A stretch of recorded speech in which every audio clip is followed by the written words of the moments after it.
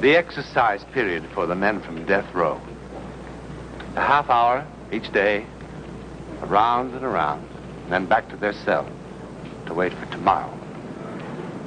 8 men awaiting execution. Murderers, thugs, incurable enemies of society.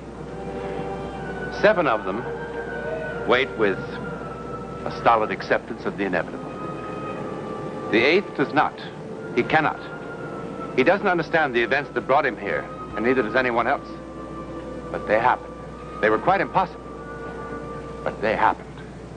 You see, each of us is brought up from a tiny child to believe and to rely only upon the evidence of our 5 senses. Now, that's the trouble. If you were confronted with something that seemed to occur outside those 5 senses, some event, you'd be inclined to say it's my imagination or it's impossible. But if that something were so important that your life depended on it, William Cooper, murderer, did not reject it. He couldn't. His death depended on it. And the bizarre events that provoked Cooper's death sentence, they began here, in the attractive midtown apartment of bachelor Fred Summers. They happened because of Kate Maxwell, a widow. Hey, careful with that good whiskey. I'm steady as Gibraltar. I'll say you are. I don't know why you never let me help you. I make a pretty good salad myself.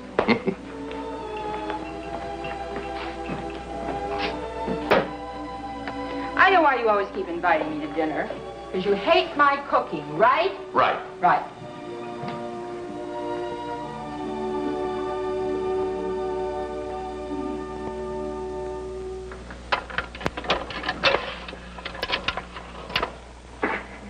My dear Kate. Oh, perhaps you'd better sit down for this. I've quite a bit to say. Well, go on, sit down. I decided to record this because I never seem to do a very good job in person. Maybe with just me talking, and you not able to answer back with your peculiarly female logic, I'll get somewhere. Now, as I calculate it, to date, I have asked you to marry me at least 347 times, conservatively. And you've never said no. But, well, although you strike me as an otherwise bright young woman, you've never said yes either. Now, just in case they've escaped you, my qualifications are as follows. Health, clear of eye and sound of limb. Habits, steady and dependable. Prospects, first rate. Intelligence, way above average. And, as you can see, modest to a fault. I am, in short, a good scout. Trustworthy, loyal, obedient, cheerful, thrifty, brave, clean, and reverent. A prize catch for any clean-limbed, straight-thinking American woman. Darling Kate, I put one crucial question to you most seriously. And to answer it, you've got to search your heart deeply, honestly. Is it me or the idea of marriage? No, don't answer yet. Hear me out. I can't wait much longer. I love you. I adore you. But the way things are, it's tearing me apart. You keep saying you're not sure. After all this time, not sure? It's not me you're not sure about, Kate. I suppose I could figure out a life without you. And if I were sure you were able to fall in love with anyone and didn't love me, but I really don't believe that's it. And I think in your heart you know the real trouble as well as I do. Katie, I'm fighting a ghost, and that's not a fair fight. I'm not going to ask you again. I mean it. You're not being honest with either one of us. Look, Kate, I'm sure he was a great guy. And I'm sure your 2 years of marriage were perfect. But he's dead, Kate. You don't know that he's dead. Nobody does. Well, face it. The Navy didn't say missing, they said dead. They said presumed dead. I don't presume it. You don't? You don't, or you don't want to? Look, when a man goes down in the middle of the Pacific, thousands of miles from any land, and they only find wreckage, and 3 years pass. Sure. Write him off. Draw a line through his name and make believe that he never existed. That's the thing, isn't it? You think loving someone else, being happy without Jim, is somehow disloyal. It isn't that you don't know in your bones that he's dead and gone. It's disloyal. You're confused, Kate. And your confusion is ruining both our lives. Please. Please, Fred, just leave me alone.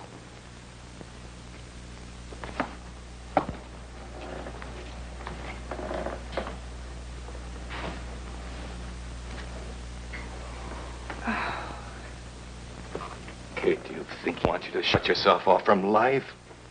He knew the kind of work he was in and knew it would happen at any time. He must have said as much to you, didn't he? And he must have told you if it did happen, to let go of him. Didn't he?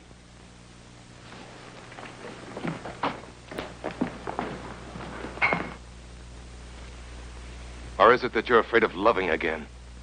Afraid of losing again? Please, Fred, leave me alone. Please, just leave me alone. Kate, you are alone. All alone.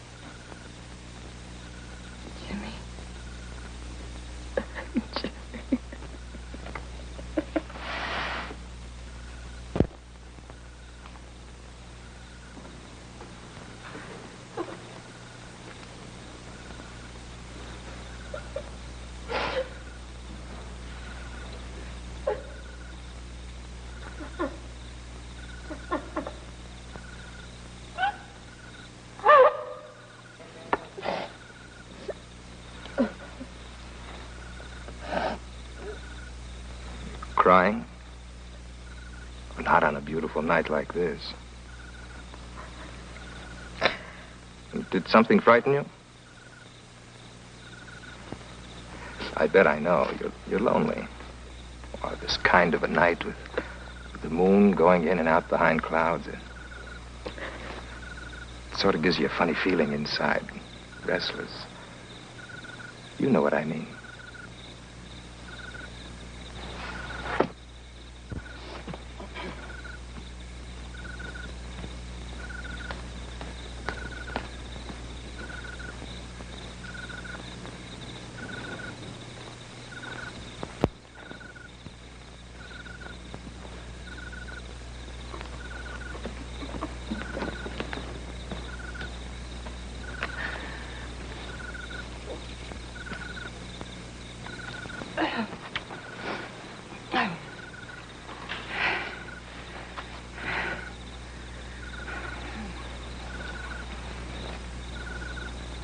There are lots of lonely people.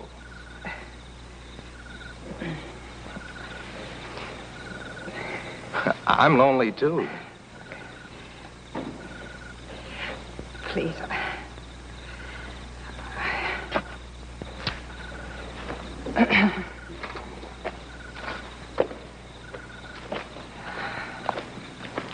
Are you going for a walk or walk in the park? I'll walk with you. But there's no one here but us. The whole park is empty for us. I know. I've looked around. You don't want to be lonely on a night like this. But you're not afraid of me, are you? I wouldn't hurt you. Really, I wouldn't. Please. Please, just leave me alone, please. Don't be afraid of me, please. Please don't be afraid of me.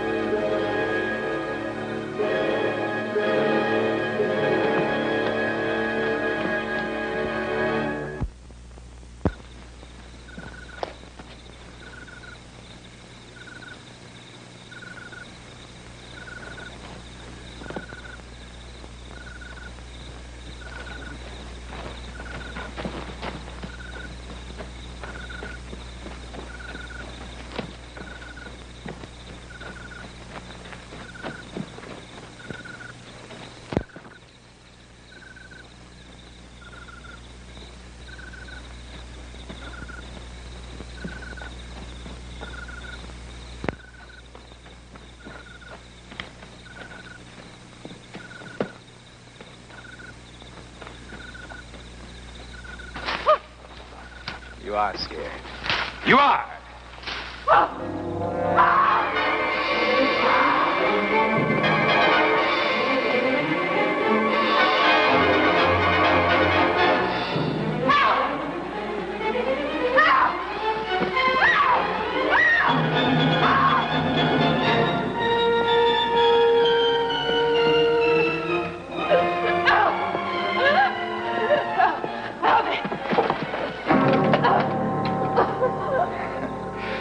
There's just the two of us. Nobody to cause any trouble. It's perfect, don't you see? Just perfect. That's my girl. That's my girl. Go on, scream. It's all right. There's no one to hear it, no one to enjoy it but us. Go on, scream. Oh, Jimmy. Help me, Jimmy. Jimmy, help me, help me, help me. Please help me. Jimmy, help me, help me. Help me. Oh, Jimmy.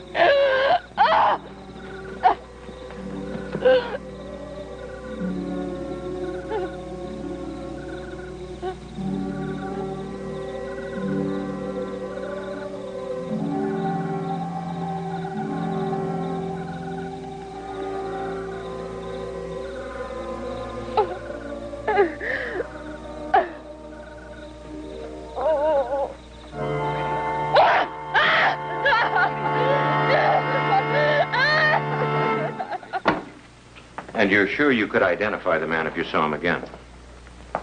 Yes, of course. And the description of the clothes and so on, you don't want to change any of that? No. Why should I?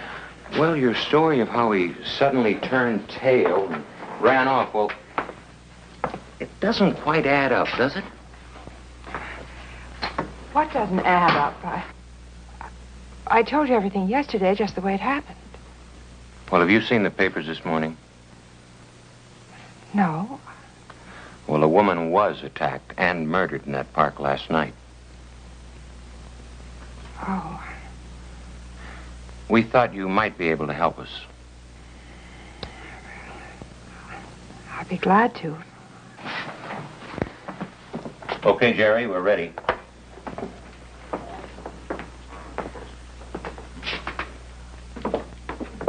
We picked up a few suspects. I want you to have a look at them. All set? Yes, sir.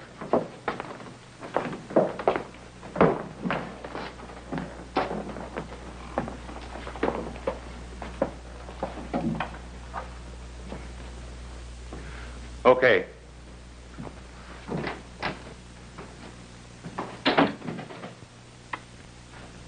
Okay?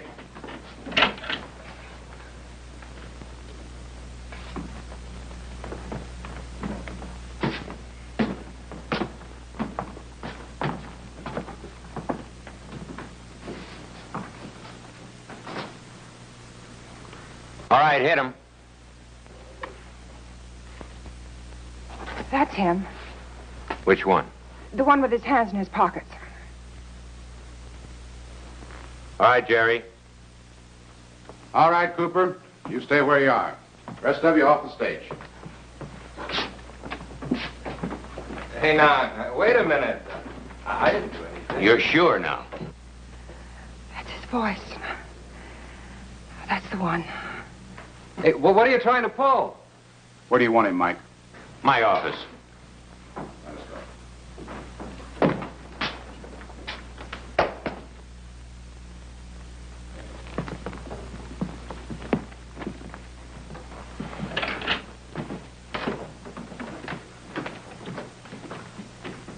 Any objections to facing him again? Not here. All right, fine.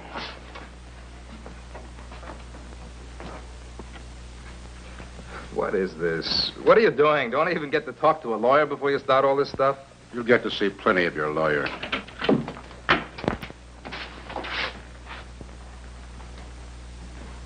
All right, let's get on with the inquisition. Well, the newspapers are going to hear about this when I get out of here. You believe me. Did you ever see this young woman before, Cooper? No. That's funny. She's seen you the night before last in the park. She couldn't have. Why not? Because I wasn't there. Where were you? taking a ride in the country. Alone? No, I had a girl with me. What was her name? How do I know? I picked her up. Well, we'll go into that later if we have to. I don't think we will. Look, what are you going to do with my hair and fingernails? I don't understand that. You still insist you've never seen this young woman before? Look, I don't think you got a right to do this sort of stuff until I first talk to my lawyer. Well, it's her word against yours. Under the circumstances, I don't expect yours will be very good in court. What circumstances? You just picked me up taking a walk in the park last night. Well, she says she saw me there the night before last. I don't understand what you're trying to prove anyway, even if I admitted I was there the other night, which I don't. Well, it won't matter one way or the other. I was just curious. We'll have a statement ready for you to sign in a few moments. Statement? Oh, look, you've got nothing on me, because there's just nothing to have. Well, the dead woman had a few of her murderer's hairs clutched in her hand, and there were deep scratch marks on her face and her throat. Your hair and the material from your fingernails are under the microscope in the lab for comparison. You can't prove anything from hair. Then why are you lying about being in the park the night before last when she saw you?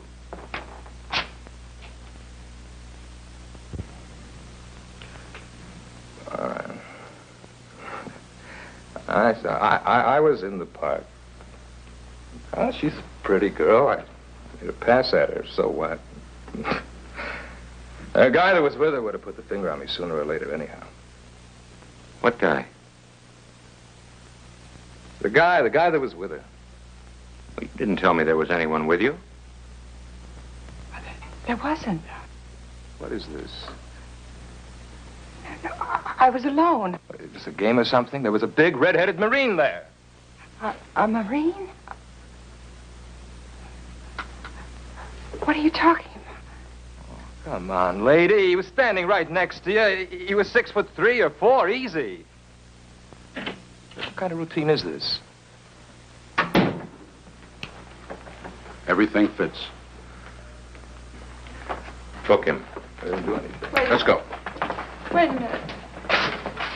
There wasn't anybody with... Please. Please, why are you lying? Just tell me why you're lying, please. Please, just tell me why you're I don't know lying. what you're talking about. Look, I told you the truth, lady. Tell me why lady, you're leave lying. me alone. Please, Leave me please. alone!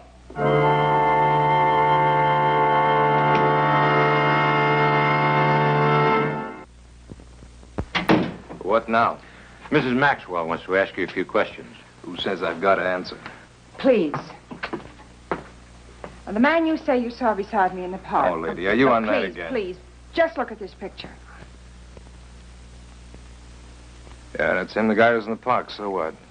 No, but that's my husband. I don't care if that's Listen, your his husband. plane crashed in the Pacific 3 years ago, and he's dead. I don't know anything about that. All I know is that he was there in the park. Him.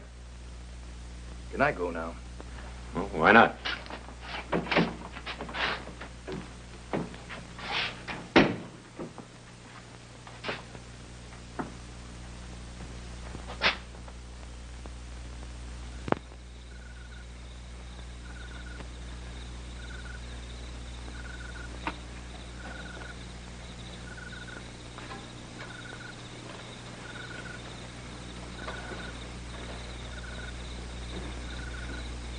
Jim.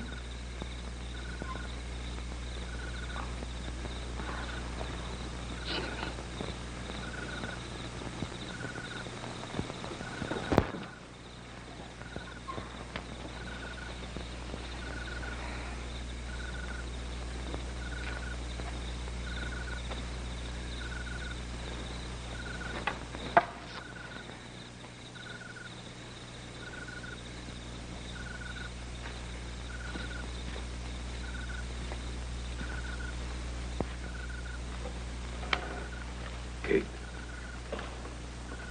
I read about you tonight in the paper. I tried to reach you.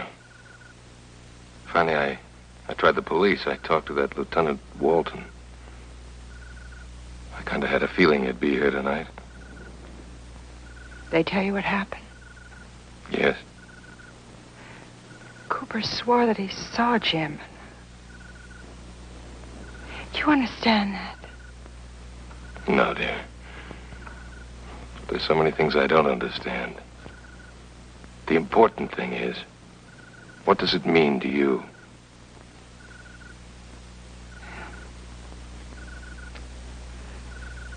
I know now that he's dead. Fred, he saved me.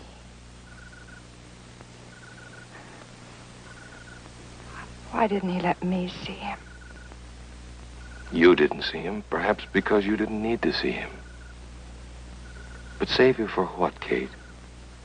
To go on living a life all alone? No. No, not alone.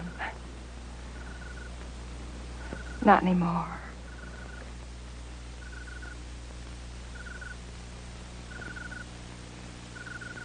A man appears and disappears.